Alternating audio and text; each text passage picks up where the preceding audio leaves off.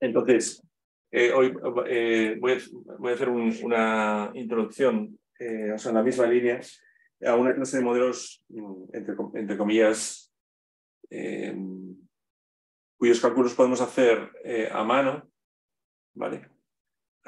Pero que ya, o sea, de nuevo nos van a poner en el límite en el que vamos a necesitar métodos de simulación, ¿vale? Entonces, y que digamos que van a ser el tipo de modelo, o sea, nos van a motivar los métodos de computación que requerimos para, pues, aprendizaje automático desde una perspectiva bayesiana. Y estos son los modelos dinámicos lineales, ¿vale?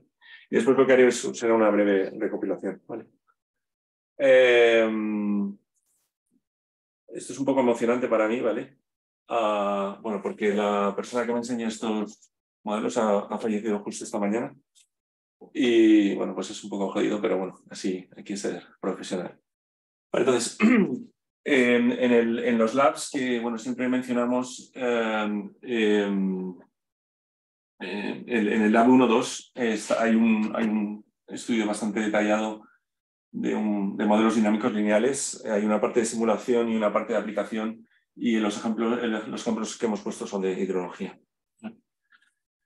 Y entonces, básicamente, el tipo de problemas que nos enfrentamos aquí es, tenemos datos de series temporales. En este caso está aquí puesto el gas, consumo de gas trimestral en España. Y la idea es que, bueno, queremos aprender de estos datos para hacer predicciones. ¿Sí? ¿Podéis compartir la pantalla? Perdón.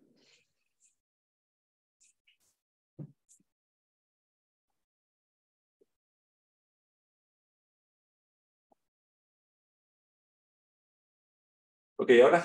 Gracias. Sí, todo bien. Vale, pues gracias, Carlos. Bien. Vale, y bueno, entonces la idea es, observado hasta cierto punto, pues hasta cierto instante en el tiempo queremos predecir esos datos, esas observaciones. Bueno, tenéis, sobre todo este libro es muy sencillo de seguir, ¿vale? Y está disponible completamente, o sea que está bien. Y ahora esto no funciona. Claro. Vale, y entonces estamos, como digo, en el dominio de series temporales, y básicamente hay tres grandes familias de aproximaciones. Lo primero son modelos en dominio del tiempo, y digamos que es la teoría que prevalece. Serían los modelos Box-Jenkins o modelos ARIMA, ¿vale? Eso es autorregresión, integrado y medias móviles, ¿vale? Son modelos en dominio de frecuencias que se referirían a análisis espectral, básicamente. Bueno, esto es más, los ingenieros eléctricos y telecomunicaciones pues lo hacen, ¿vale? Es bastante.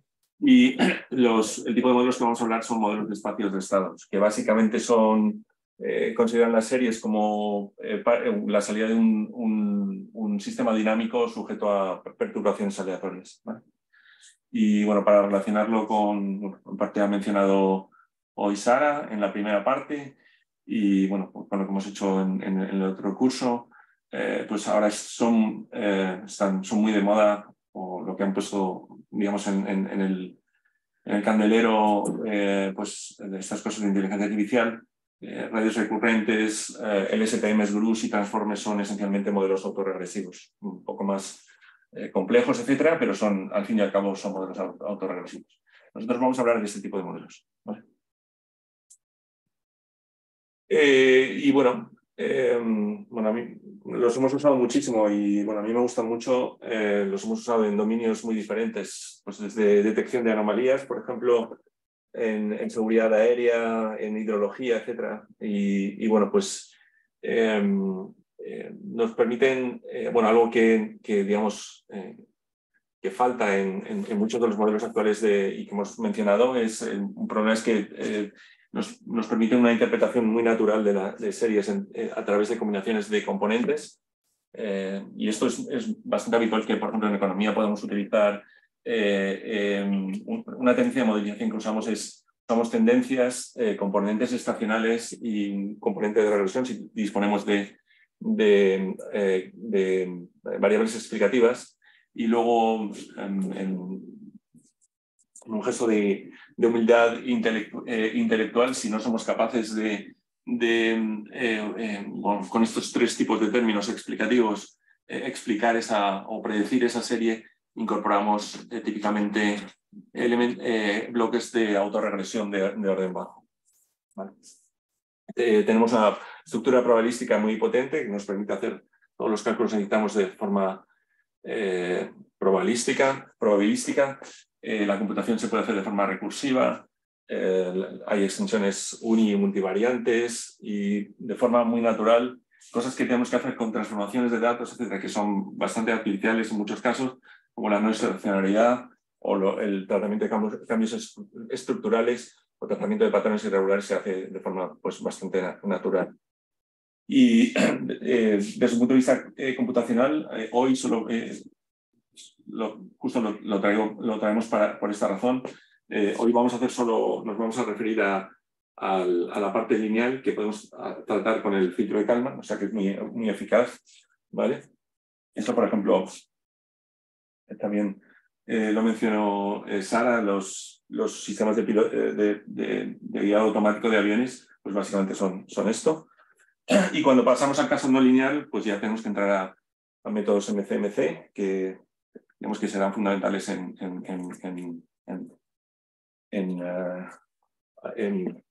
aprendizaje automático bayesiano. ¿Vale? Aquí es el tipo, unos ejemplos de pues, cosas que podemos hacer. Pues hay una tendencia, hay una componente estacional, eso lo tratamos de forma...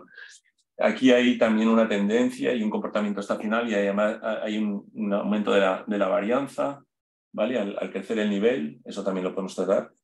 Este problema es bastante difícil de tratar con métodos tradicionales y representaría una especie de cambio estructural. Aquí tenemos un cambio de nivel, estos son datos del Nilo, por ejemplo, y bueno, es la fecha en la que se construyó la presa de Assuán. ¿Vale? Entonces aquí hay un cambio de nivel que con otros métodos sería difícil de tratar y aquí es. Y luego esta serie que es mucho más irregular, pues también se puede hacer cosas interesantes o se puede tratar de forma muy natural con estos modelos. ¿Vale? Estos son, si no recuerdo mal, son datos de acciones. Vale, esto esencialmente ya lo hemos visto, ¿vale? Es simplemente para poner como un ejemplo sencillo, es lo que en robótica se llama SLAM, es localización y mapeado simultáneo. Es básicamente un robot que quiere saber dónde está y quiere construir un mapa de la habitación pues para, por ejemplo, barrer, ¿vale? Para barrer la habitación, ¿vale? Pero tiene, bueno, pues muchas más aplicaciones y en principio lo que queremos es, o sea, nos va a servir para motivar, queremos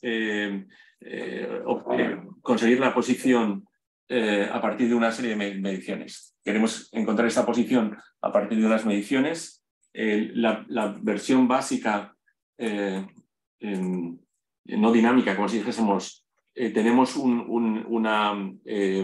estamos tomando una medición de esta variable que es latente, este parámetro que es el que queremos aprender con unos ruidos, y este es el proceso que ya mencionamos. Partiríamos de una distribución a priori, ¿vale?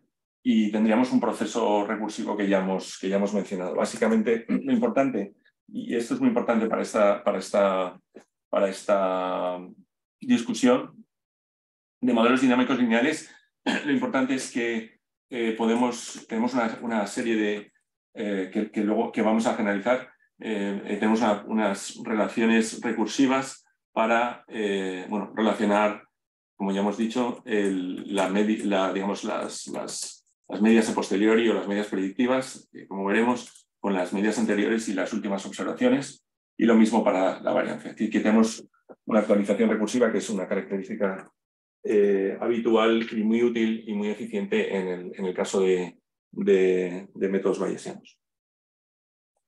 Bueno, aquí tenéis un pequeño ejemplo numérico. Esta sería la distribución a priori y al ir observando datos Esta era la distribución a priori al ir observando datos con las fórmulas que hemos dicho, pues se van actualizando. Vale, este ejemplo pues lo hacemos un poco más, bueno, lo convertimos en un modelo dinámico lineal y lo único que hacemos es, antes la posición era estática, y ahora antes era θ fijo, ahora vamos a suponer que esa posición cambia con cierta velocidad. Es decir, que la posición en el instante t es la posición anterior más cierta velocidad más un término de error, ¿vale? Y lo que nosotros observamos, seguimos intentando capturar esa posición, ¿vale? Pero con un proceso de error, ¿vale? Entonces, esto es ya un ejemplo de modelo dinámico lineal, ¿vale? Básicamente tenemos unas variables latentes no observables que se relacionan de forma lineal.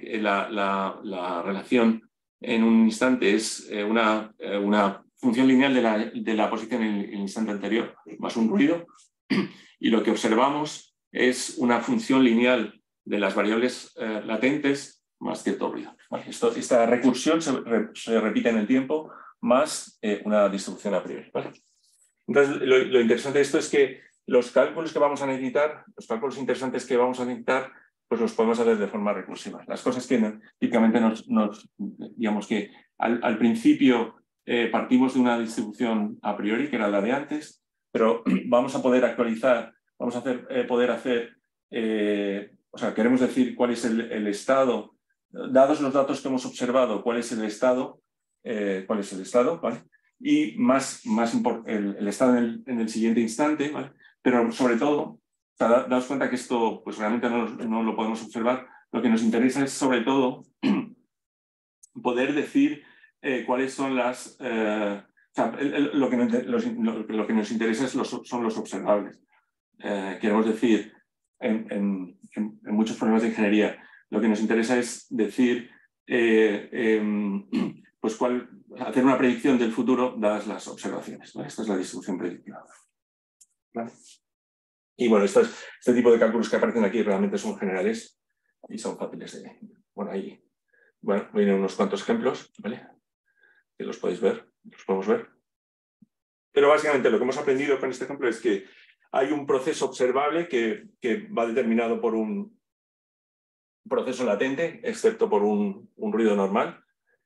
Hay un proceso latente que depende de los pasos anteriores de forma lineal, excepto por un ruido normal. Y luego la predicción y la estimación que hacemos se hace secuencialmente, ¿vale? La linealidad y la normalidad definen lo que sería un modelo dinámico lineal, ¿vale? Un DLM. Y la estructura de dependencia temporal que hemos dicho define un espacio de estados, un modelo de espacio de estados. Quiero decir que si no es lineal o no es normal, pues hay una dependencia temporal que ahora veremos como un modelo gráfico que es un modelo de estados. Y esta es la relación que hay. Tenemos una variable latente que va evolucionando en el tiempo según un proceso markoviano, ¿vale? Y lo que nosotros, y cada una de estas se va perturbando y lo que vamos observando son pues esas variables, ¿vale? Y eso es lo que define un modelo de espacio-estados.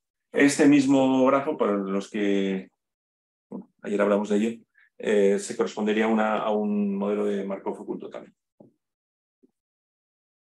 El modelo de Markov oculto es este, y nosotros observamos y a partir de ahí pues intentamos.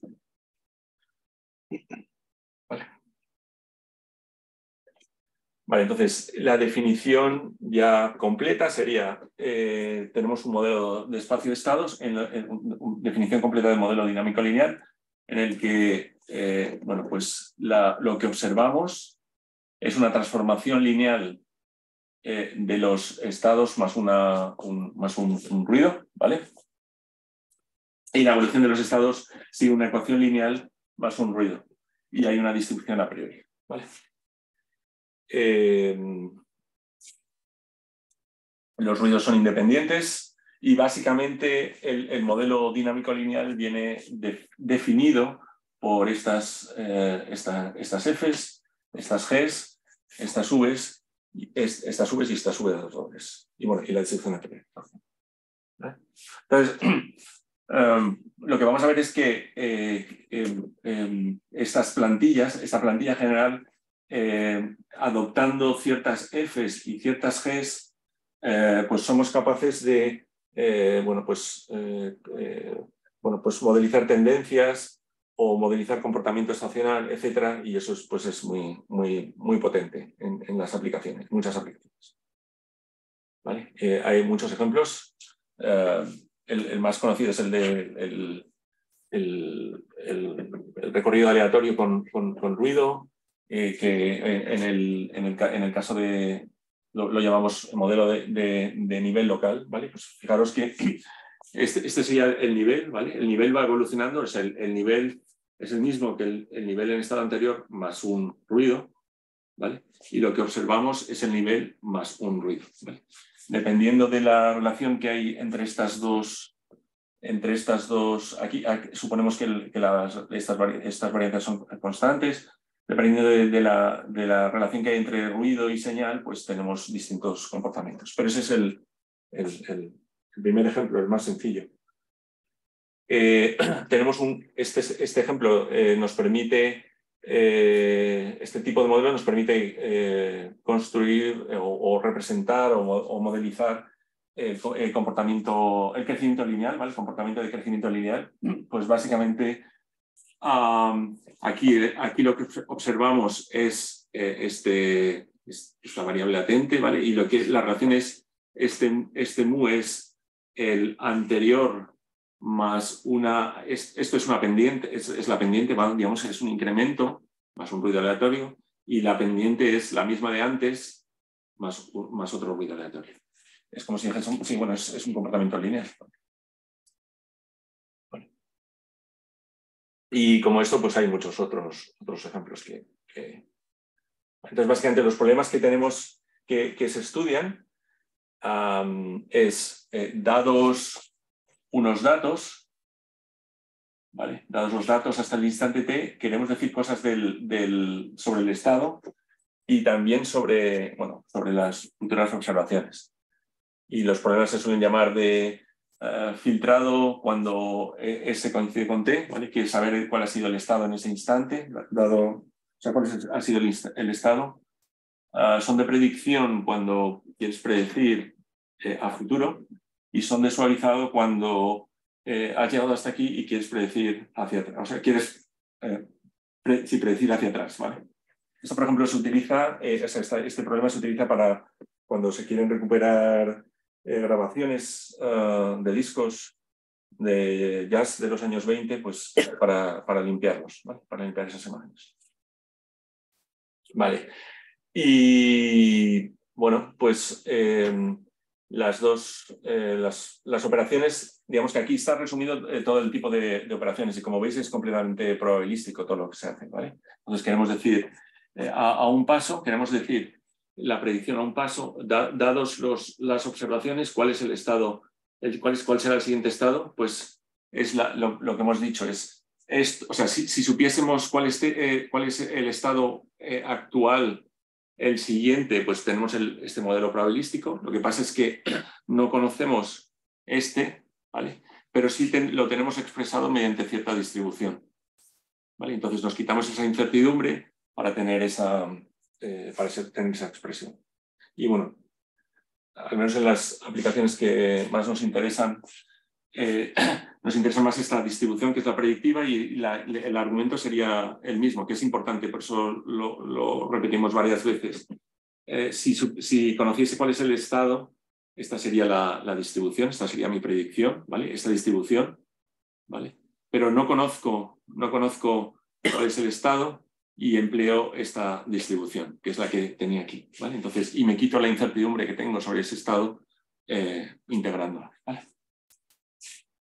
Y bueno, la densidad de filtrado está ahí también, ¿vale? Entonces, digamos que esto es en general. En el caso particular del modelo dinámico lineal, pues esto es muy fácil, porque son cálculos que se hacen muy eficientemente, ¿vale? en un momento dado, o sea, suponemos como hipótesis de inducción que esta es la distribución, ¿vale? Y acordaos que en θ0 era normal, de media M0 y C sub 0. Y lo que tenemos que ir haciendo es la densidad predictiva, pues es una normal con estas medias y esta varianza, y estas medias se calculan fácilmente. Partimos de estos para calcular esa media y esa varianza.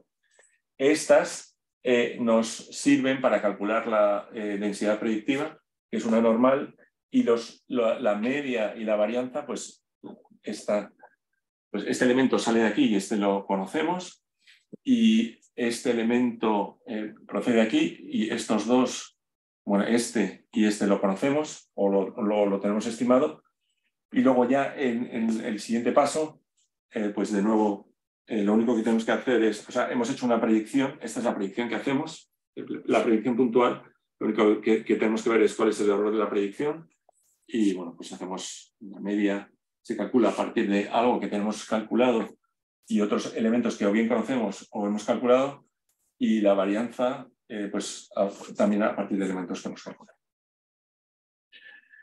¿Y todo eso por qué se llamaba filtro? ¿Cuál era el filtro de todo eso? El filtro, pues básicamente por esto, porque estamos quitando el ruido, digamos, estamos eliminando a través de ese error, estamos filtrando, ¿vale? Este es el error de predicción, ¿vale? Esto es lo que hemos observado y esto es lo que la predicción puntual que habíamos hecho, ¿vale?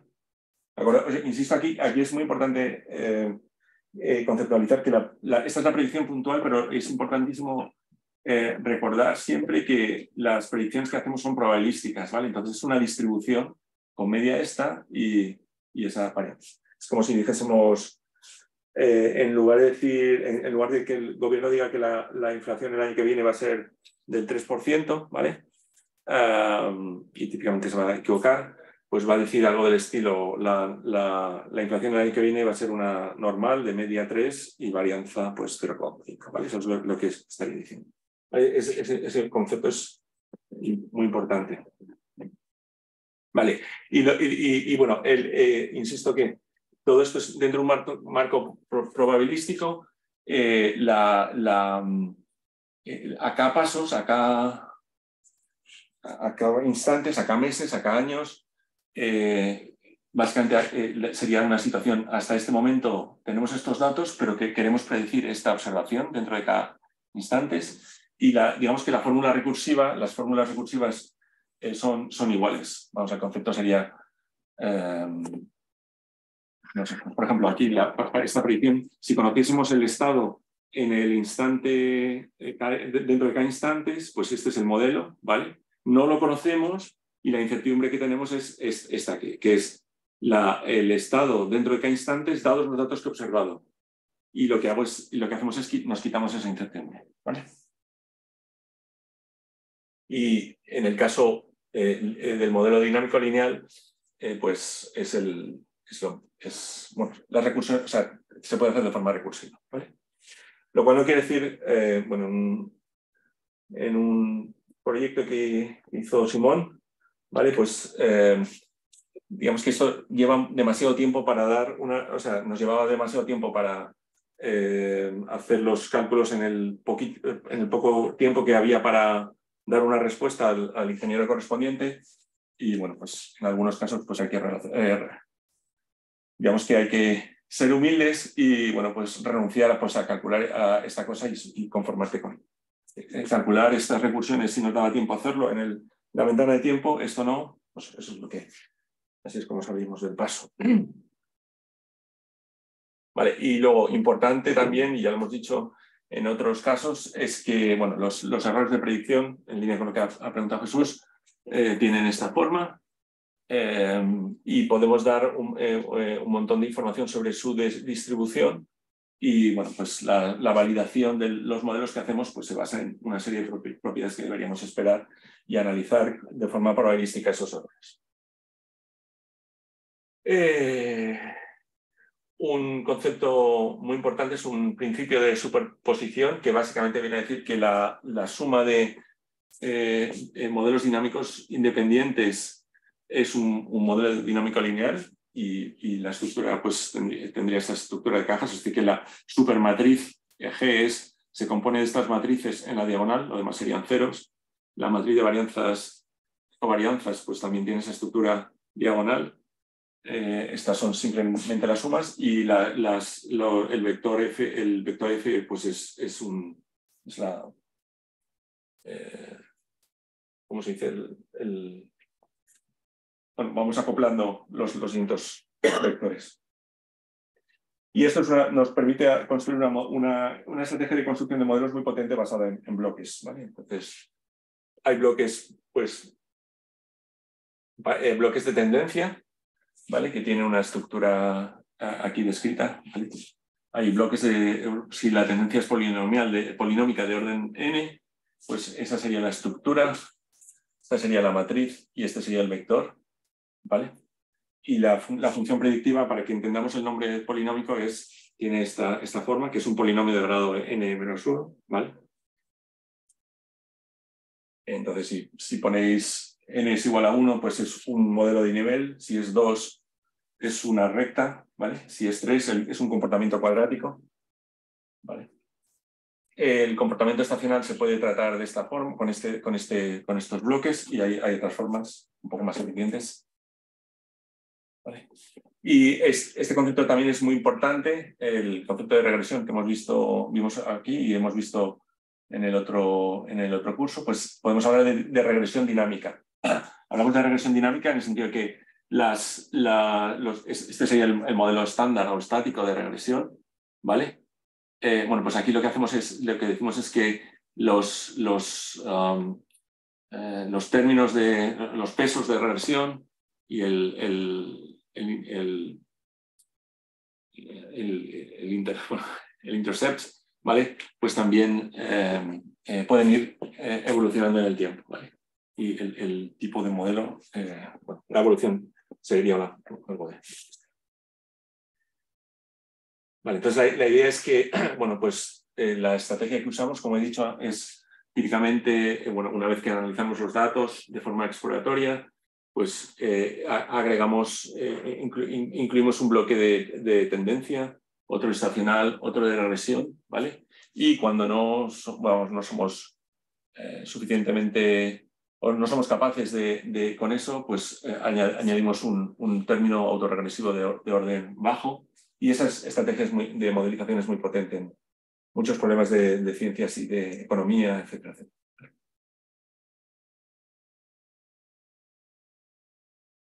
Vale, los temas, o sea, cuestiones que no hemos tratado es, bueno, aquí en lo que he descrito antes, las matrices de varianzas, los vectores bueno, los coeficientes y matrices de varianzas eran conocidos. Si no son conocidos, es posible incorporar pues, modelos o distribuciones gamma, por ejemplo, para aprender sobre ellos, o sea que eso no es problema. Si no son normales, pues hay que usar métodos de simulación Monte Carlo, y si no son lineales, de nuevo también hay que utilizar métodos de simulación Monte Carlo, ¿vale? Esencialmente. Pues, digamos que este es el tipo de problemas que estudiaremos después. ¿De acuerdo? Vale, y ya esto es para concluir este trozo, ¿vale? Y bueno, lo quiero hacer en 12 minutos. Vale, entonces, lo primero, hemos estado hablando de datos, modelos y parámetros, etcétera. Esto, bueno, tiene una... ¿Por qué hacemos esto? Lo que digamos que el fundamento de todo esto es el concepto de intercambiabilidad, ¿vale? De variables aleatorias intercambiables, ¿vale? Y la idea es que este concepto de observaciones es como si dijésemos el orden de las observaciones, no es digamos que tendrían, dadas dos permutaciones, tienen la misma distribución, pues da lugar al concepto de intercambiabilidad y hay resultados que nos dicen que bajo esas vamos a decir, casi 100 años, que nos dicen que si las variables aleatorias son intercambiables, entonces tenemos un modelo paramétrico. Digamos que eso es lo que fundamenta que hagamos este tipo de estudios. Entonces aquí lo que es importante conceptualizar esto es que en las aproximaciones clásicas los parámetros aparecen como fijos y lo que hacemos es, dados los datos, formulamos la verosimilitud y maximizamos la verosimilitud o alguna variante, ¿vale? Típicamente mínimos cuadrados, cross entropy, y es lo que hemos estado viendo. Tal vez con un regularizador.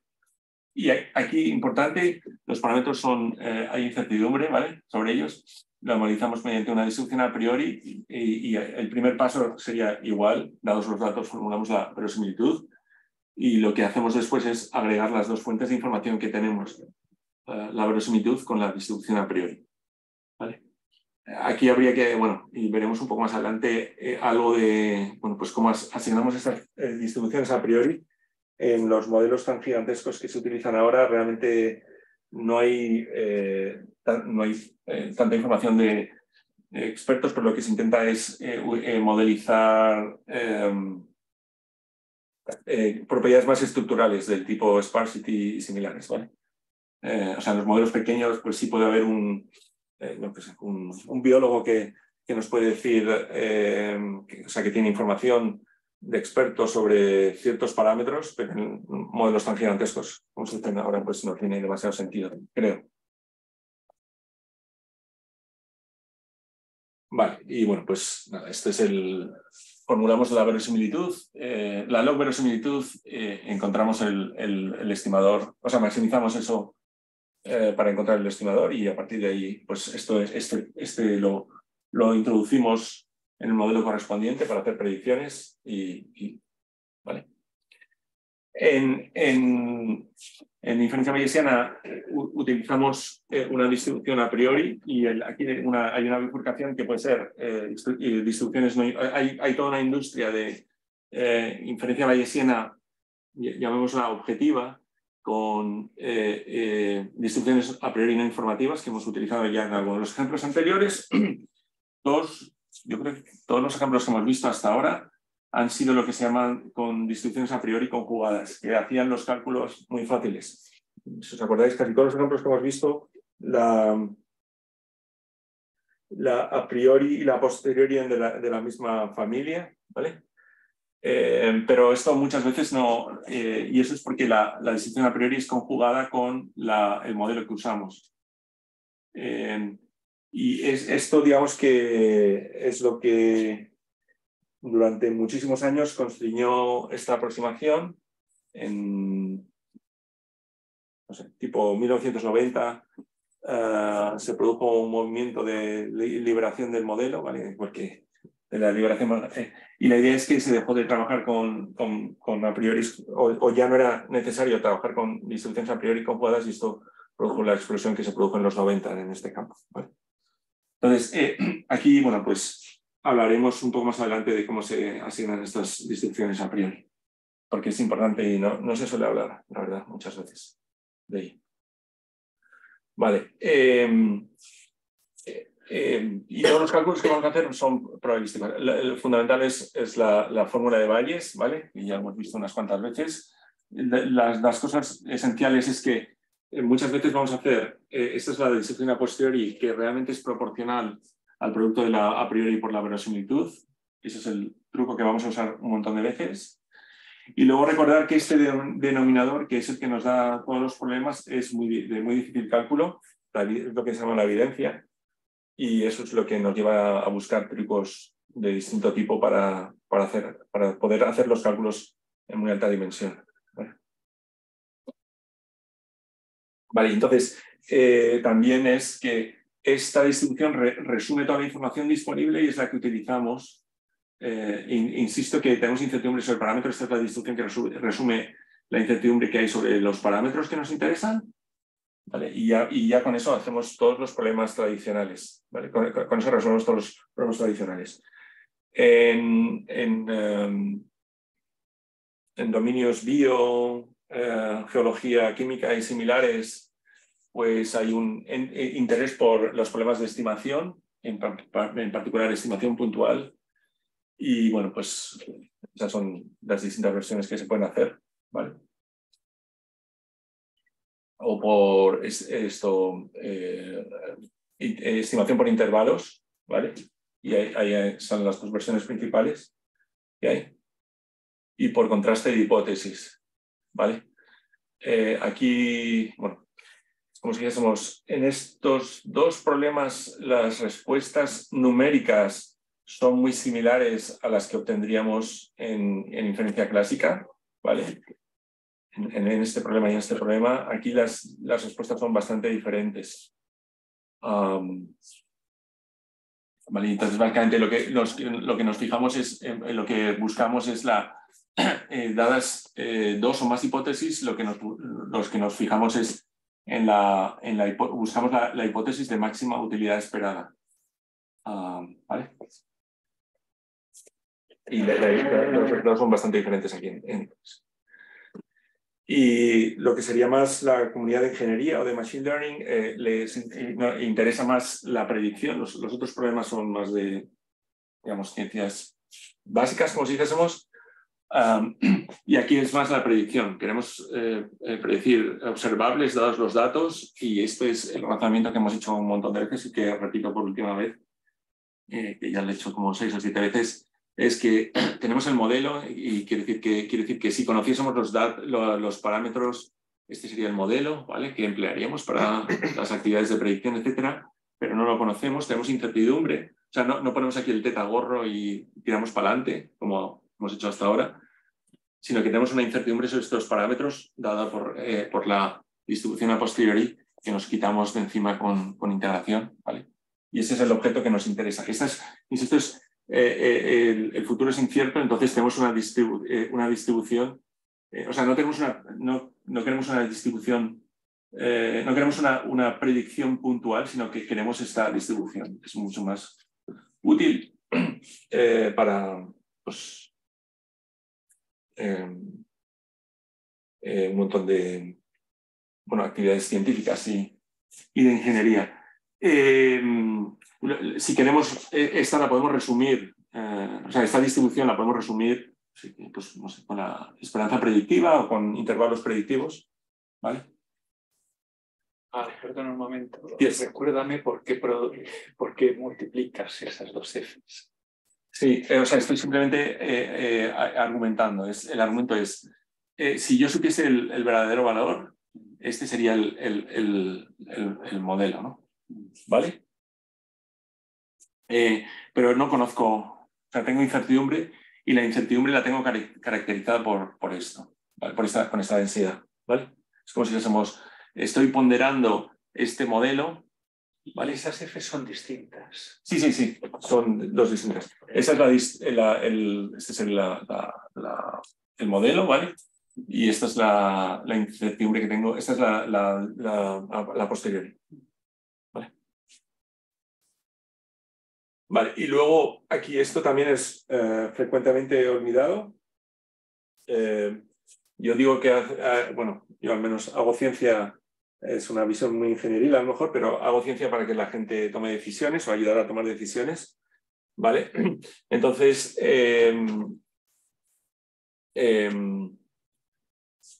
perdón, Juan, por no ser demasiado puro. Entonces, lo que es, bueno, o bien la distribución predictiva o bien la distribución a posteriori, lo que hacemos es, tenemos que tomar una acción, una decisión, ¿vale? Que dada la incertidumbre, o sea, si yo tomo esta decisión y este es el futuro resultado, ¿vale? El futuro estado, voy a tener estas consecuencias económicas o políticas o la que sea.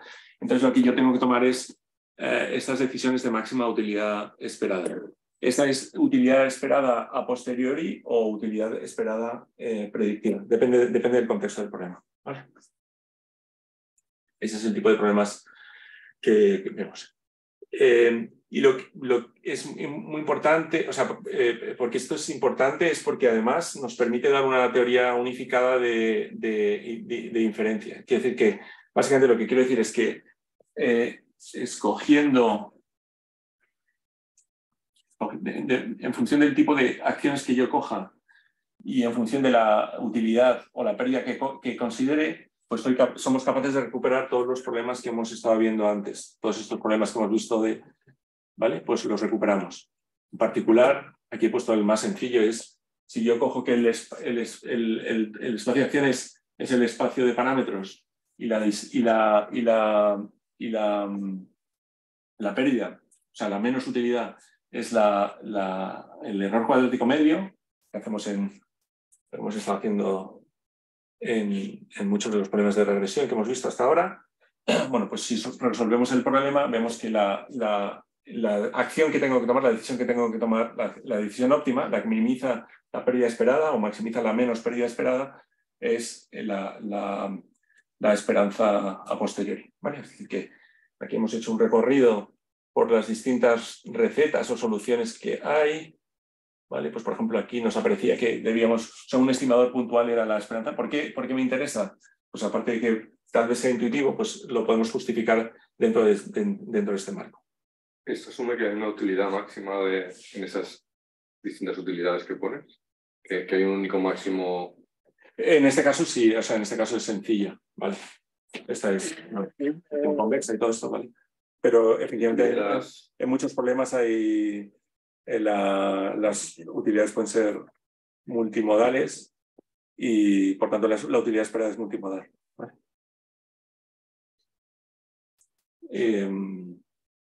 Sí, los problemas son no lineales, etc. Vale.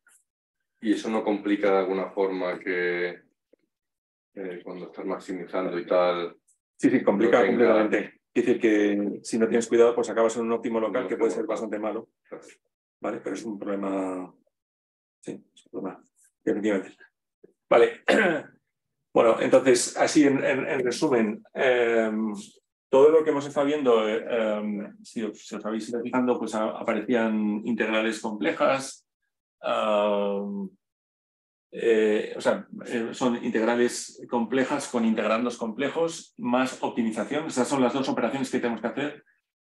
Conceptualmente es súper fácil, pero es bastante duro computacionalmente y eso es lo que vamos a intentar resolver. Y eso han sido problemas que insisto, podemos hacer en boli y papel, pero cuando vamos a los problemas pues los que están usando Simón, Chema y Pablo, y bueno, creo que todos, casi todos, y Jesús pronto, ¿vale?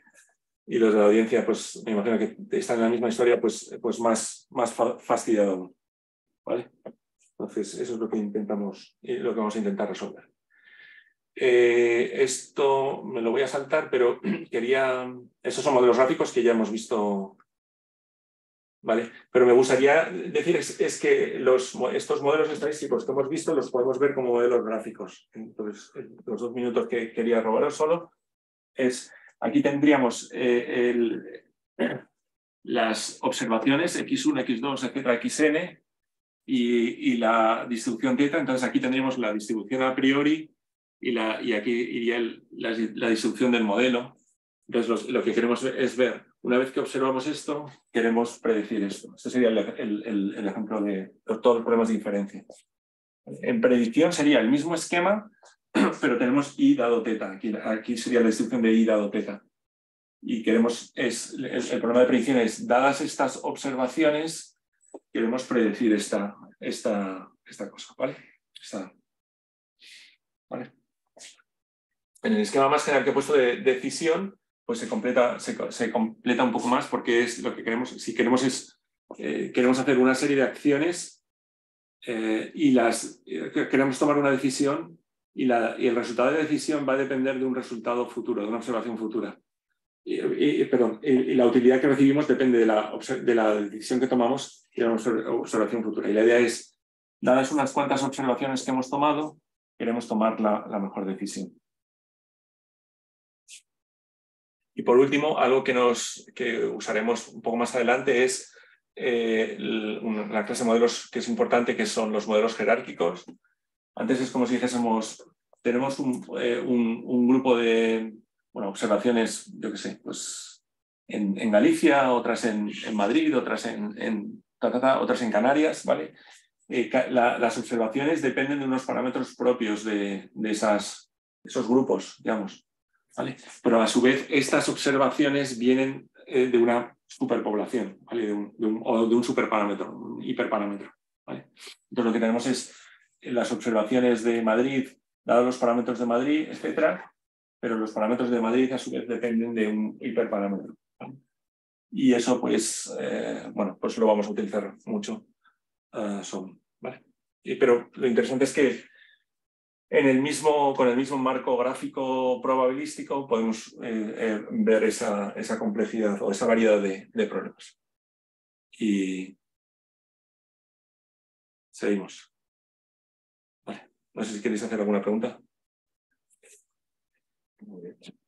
Vale. Pues aquí, digamos, la idea es que en este recorrido rápido que hemos hecho de modelos básicos muy importantes, hemos llegado al límite de lo que podemos hacer a mano, como si dijésemos, y ahora necesariamente vamos a tener que ver pues los métodos computacionales y vamos a hacer una especie de un pequeño recorrido histórico de lo que supuso una revolución en los 90, en ese momento, como si dijésemos hasta el 2000, los métodos bayesianos se ponían a la par con los métodos clásicos, pero luego con los modelos de Machine Learning profundos pues se volvieron a quedar atrás y ahora hay que, digamos, cerrar digamos, el hueco que hay otra vez. Hay una serie de problemas muy interesantes que aquí nuestros colegas más jóvenes están resolviendo. Y nada, seguimos. Vale, gracias.